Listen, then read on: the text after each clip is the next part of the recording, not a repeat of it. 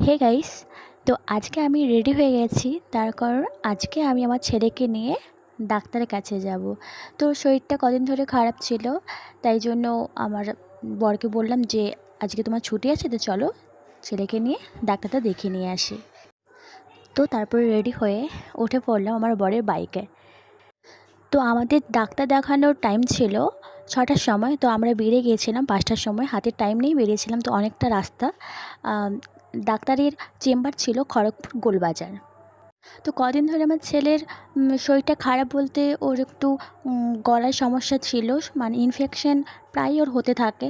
তো তাই জন্য ভাবলাম যে এটা তো ভালো নয়, তো চলো ডাক্তারটা দেখিয়ে নিই। তো আমরা ডাক্তারের চেম্বারে চলে এসেছিলাম, তো বাইরে বসেছিলাম।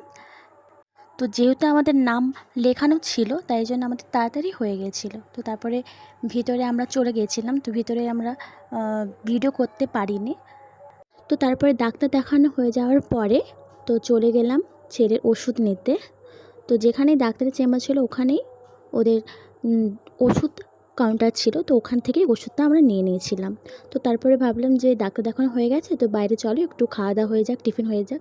তো আমরা চলে গেছিলাম গোলবাজারের সামনেই, ওখানে এই যে দোকানটা দেখছো সামনে, তো ওখানে গরম গরম ভেলপুরি, ইডলি, ধোসা আর ভেলপুরি অনেক কিছু গরম গরম ভেজেছিল। তো ভাবলাম যে চলো একটু টিফিন করা যাক। তো আমি ডালের বড়া খেয়েছিলাম, তো ওরাও খেয়েছিল। তারপরে দেখো আমার ছেলে বায়না করছিল যে আইসক্রিম খাবে বলে।